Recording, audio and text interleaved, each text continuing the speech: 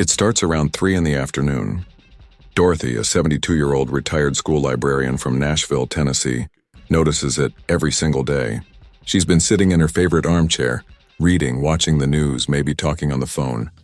And then she stands up, and her legs feel like they're filled with wet cement, heavy, tight, swollen around the ankles, that deep, dull ache that doesn't quite go away, no matter how much she shifts position or props her feet up on the ottoman. She mentioned it to her daughter. Her daughter said, "Mom, you're 72. That's just how it is." She mentioned it to her neighbor. Her neighbor said, "I have the same thing. My doctor told me to drink more water." And for 2 years, Dorothy just accepted it, figured it was part of the deal. Gray hair, slower mornings, heavy legs by afternoon. Package deal. Aging tax. But here's what Dorothy didn't know, and what genuinely surprises a lot of older adults when someone finally explains it to them clearly. In many cases, heavy, swollen, tired legs after 70 are not about your heart. They're not inevitable. And they are not something you simply have to live with. The real culprit is a small group of muscles in your lower legs that have quietly, gradually, stopped doing their job. And the fix? 5 specific exercises. No gym. No equipment. Just a sturdy chair and about 15 minutes a day. Stay with me. Because by the end of this video, Dorothy's story has a very different ending. And so might yours. Part 1. The second heart you didn't know you had. Here's a principle that's been taught in medical and physical therapy training for decades, but almost never makes it into the conversations most people have with their doctors. Your calf muscles are your second heart. Not poetically, literally, functionally. Your second heart. Every time your calf muscles contract, they squeeze the veins running through your lower legs and physically push blood upward, back toward your heart, against gravity, against the long hours of sitting, against everything that aging does to slow that process down. When your calves are strong and active, that pumping action happens constantly. Every step you take, every time you rise from a chair, every time you walk to the kitchen. But when those muscles weaken, which happens gradually and quietly after 70, especially if you spend more time sitting than you used to, blood begins to pool. It settles in the lower legs. It collects around the ankles. And that pooling is exactly what creates the heaviness, the swelling, the aching, and the tightness that Dorothy felt every afternoon.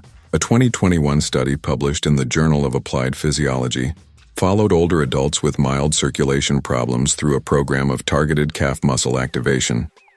The participants weren't running. They weren't lifting weights. They were doing one simple seated movement, and their venous blood return improved significantly over just a few weeks. The movement looked almost too easy to matter.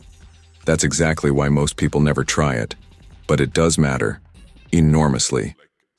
And today, we're going to build on that foundation with 5 exercises, starting the gentlest and working up to the one that clinicians most often recommend as the single most valuable movement for leg circulation after 70. Let's start at the bottom and work our way up. Exercise 5. Gentle seated calf activation, waking up the second heart. This is where Dorothy started. Her physical therapist, let's call him Carlos, looked at her legs, asked a few questions, and said, "I want to show you something. It's going to look too simple. Do it anyway." He had her sit in a sturdy chair, feet flat on the floor about hip-width apart, back straight, and then he asked her to do one thing. Slowly lift your heels, keeping your toes on the ground, and then lower them back down. That's it. Dorothy almost laughed. This is the exercise? Carlos smiled. Just wait a few weeks. Here's what's happening when you do this. As your heels lift, your calf muscles, the gastrocnemius and soleus, tighten and contract. They squeeze, and that squeeze acts like a pump, pushing venous blood upward through your legs toward your heart. Every lift, every lower, a pump, a push, blood moving. How to do it safely. Sit tall in a sturdy chair, feet flat, hip width apart. Slowly lift your heels as high as you comfortably can. Keep your toes down. Pause for a moment at the top, then lower your heels back to the floor with control. Breathe normally throughout. Move slowly. This is not about speed. It's about the controlled squeeze of the muscle. Rushing through it cuts the benefit in half. If you feel cramping, reduce the height of the lift. Start small. Your range will increase as the muscle wakes up. Common mistake, bouncing quickly. That's not a pump, that's a twitch. You want slow, deliberate, controlled movement. Many people notice their legs feeling lighter and less tight within 2 to 3 weeks of doing this daily, sometimes multiple times a day while watching TV, sitting at the kitchen table, riding in the car. No equipment, no standing, 0 fall risk. Dorothy did this every morning during her first cup of coffee, just a few minutes every single day. Exercise 4, supported ankle to knee flow, oiling the hinge. Once the calf muscles start waking up, the next piece of the puzzle is the joints just above them. Think about how much time most of us spend sitting with our knees barely moving. Hours of television, long car rides, sitting at the dinner table. During all that stillness, the circulation through the knee joint and surrounding tissue slows down. Fluid begins to settle. Stiffness builds. This exercise fixes that gently and still from the safety of your chair. How to do it? Sit upright, both hands resting on the sides of the chair for support. One leg at a time, slowly slide your foot backward toward the chair, bending the knee as far as feels comfortable. Pause briefly. Then slide it forward again until the leg is nearly straight. Switch sides and repeat.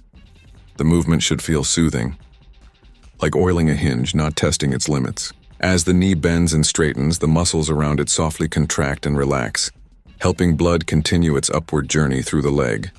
Think of this less as an exercise and more as a conversation with your joints. A gentle reminder, I remember you're there. Let's keep things moving. Common mistake, pushing the knee too far or moving too fast. If you feel any discomfort in the knee, reduce the range. Work only in the pain-free zone. That's where the benefit lives. For Dorothy, this one became her afternoon habit. Every time a commercial came on, one leg then the other, slow and easy. Exercise 3, supported standing weight shift, the pendulum.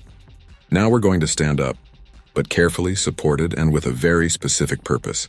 After long periods of sitting, your legs need to relearn something they've been doing unconsciously since you were 2 years old.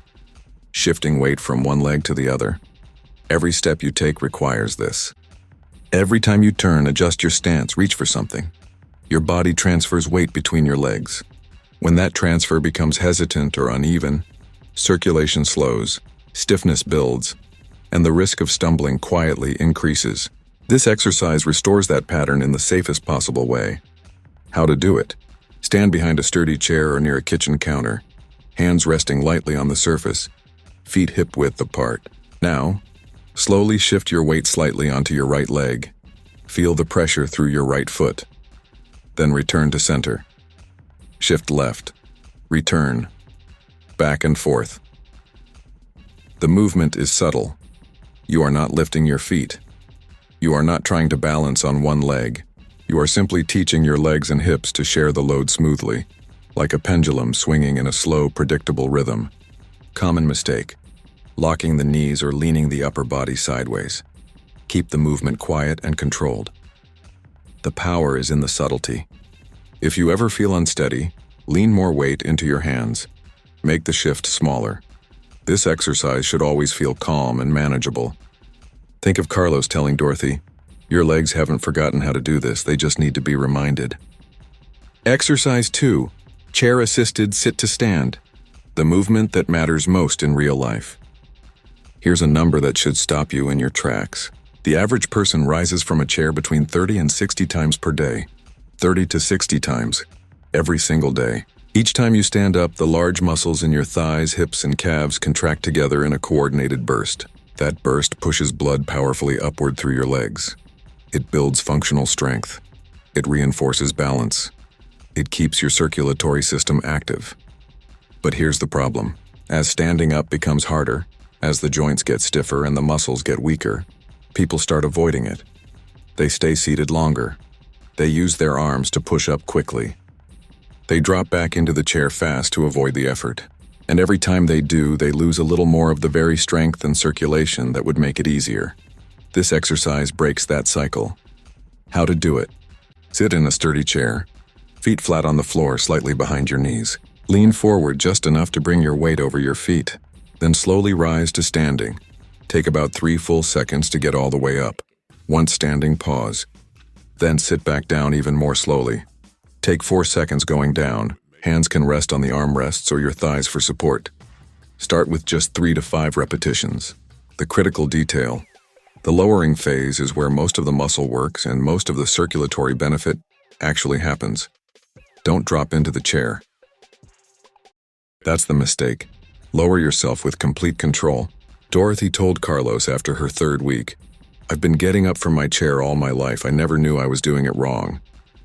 He told her, "You weren't doing it wrong. You just weren't doing it slowly enough to get the benefit." Exercise 1.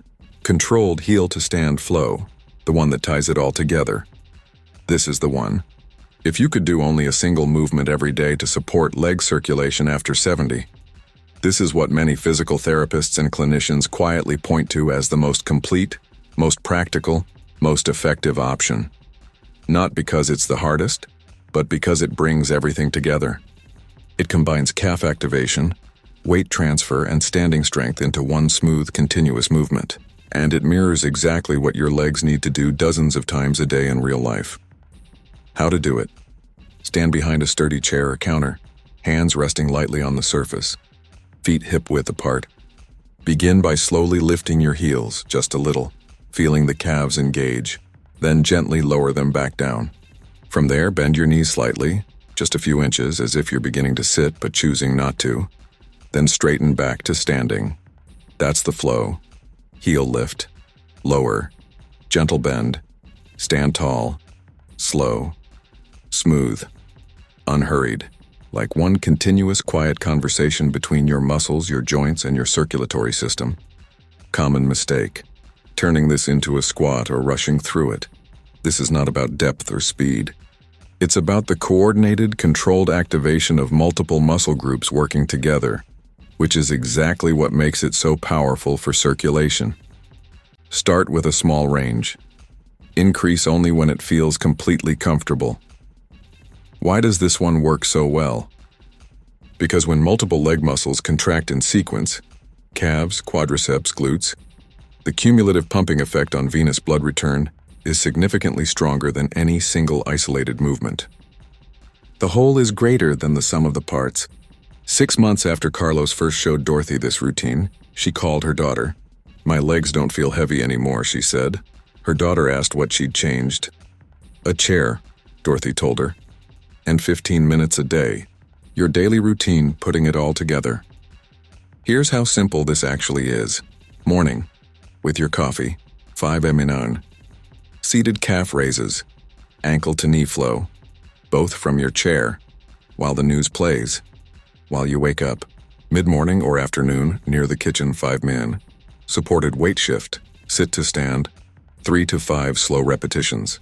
Use the counter for safe at Y. Anytime when you've been sitting too long, 5 minutes. Heel to stand flow. 8 to 10 slow controlled repetitions. This is your reset butt on. 3 Rule S. 1. Start smaller than you think you need to. Half the reps, half the range. Increase gradually week by week. 2. Every single day. 15 minutes daily beats an hour once a week. Consistency is the medicine. 3. Never hold your breath. Breathe naturally through every movement. Aging doesn't mean surrendering control of your body. It means choosing movements that respect where you are today while still asking your body to adapt. Gently, consistently, intelligently. Heavy legs are not a life sentence. They are a message, and now you know how to answer it. These 5 exercises, done in sequence, done daily, support the circulation, balance, and strength that keep you moving through your home with confidence. Getting up from chairs without dreading it. Walking without worrying. Sitting through an afternoon without that familiar cement in the legs feeling creeping back in. These are not small things. They are the things that let you stay independent, that let you enjoy time with the people you love without your legs holding you back. Dorothy still does her routine every morning, still in her favorite armchair, still with her first cup of coffee. Only now when she stands up, she barely thinks about it. That's the goal. Movement that becomes invisible because it's simply become normal again. Now I want to hear from you. Drop a comment below. Which symptom bothers you most? The heaviness, the swelling, or the fatigue? And let me know your age and where you're watching from. I read every single comment. If this helped you, or someone you love, please hit that like button and share this video. Subscribe for more guidance designed specifically for older adults who want real answers. Not just that's just aging. I'll see you in the next one.